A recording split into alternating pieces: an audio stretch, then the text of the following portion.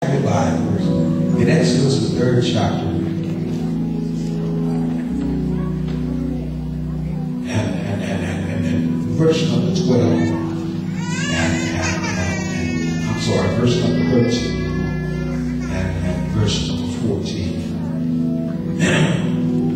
And Moses said unto God, Behold, when I come unto the children of Israel,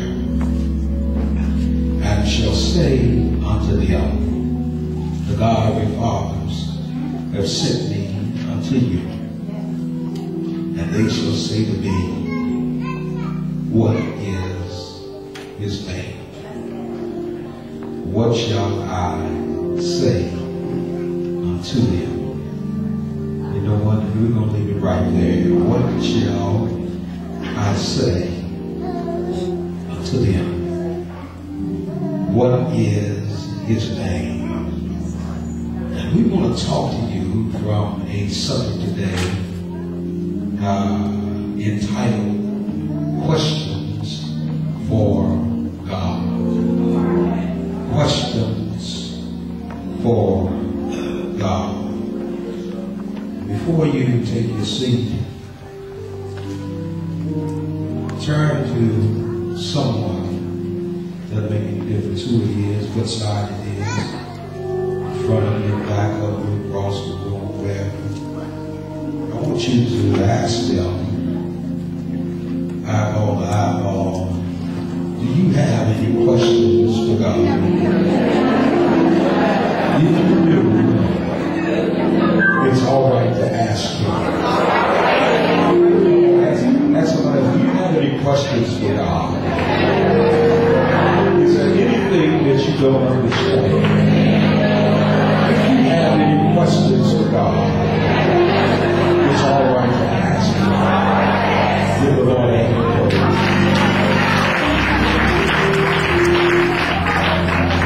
You may be seated. Now, if I can work with this in the church like I work with it in my car, all of us going to be all right today.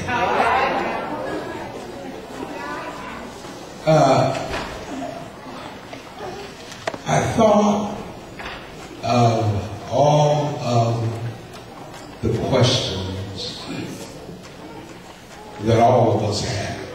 We all have a bunch of questions and a lot of things that we don't understand.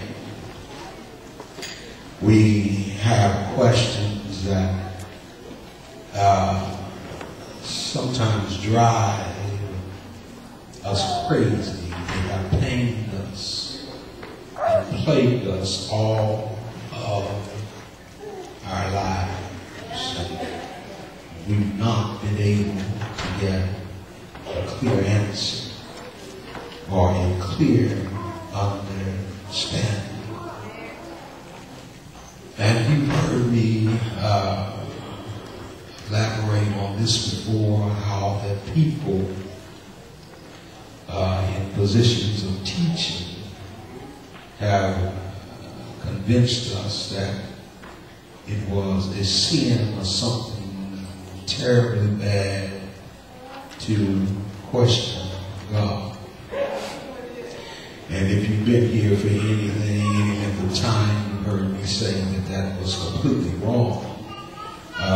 For we should be able to question God, but question Him in a respectful way.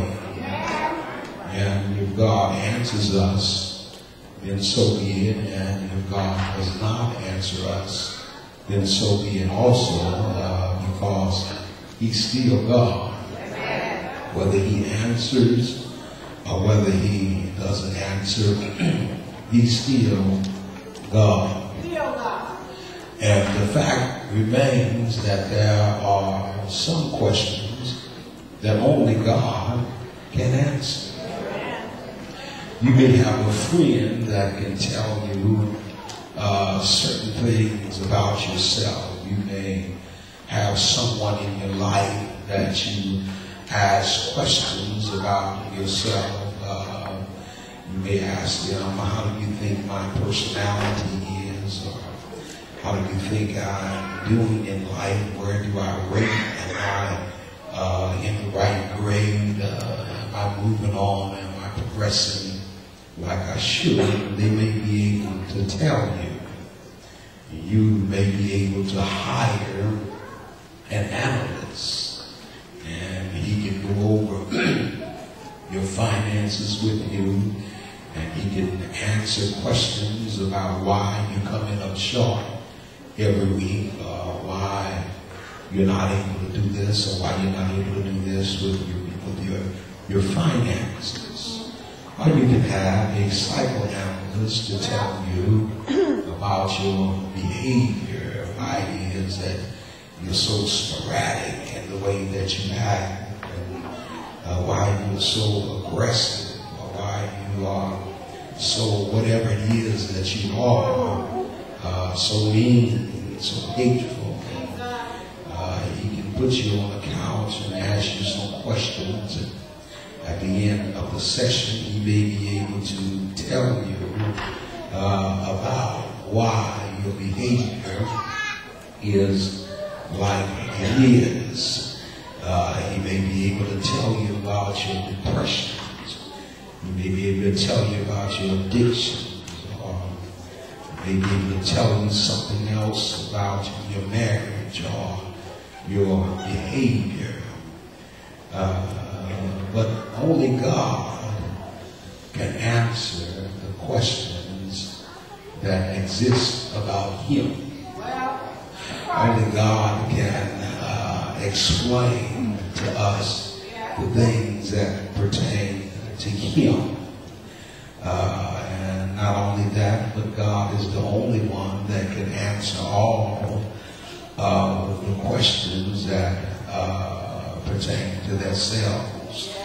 I thought about this and all of the questions that we may not even think about a lot, but I sometimes think deep, and I even think at times, why did God make the grass green? Why was it that God did not make the grass yellow? Or why did God not make the grass blue or some other type of color?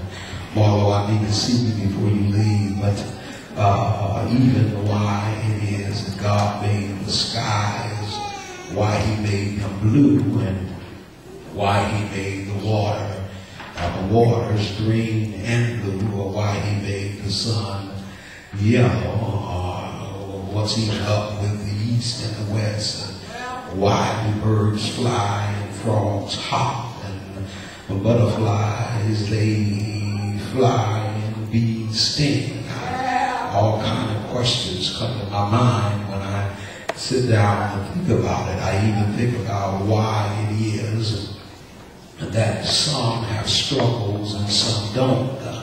Why it is that some have and some have not. And those are questions that we really don't understand, even though we pretend that we understand.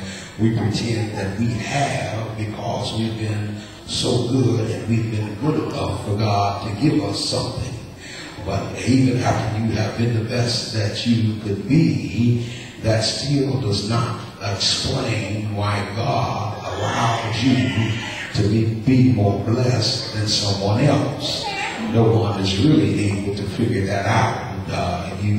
As a pastor, you sometimes make the comparison with other pastors, and you see people explode, and they go on into mega churches, and they build big buildings, and they have schools, and they have a lot of luggage and a lot of baggage that they carry along with you, and you don't understand how it is that you can sacrifice and they can do better than you, and it seems like that you are living or doing more of God's will than they are. You don't understand stuff like that. Come on, somebody.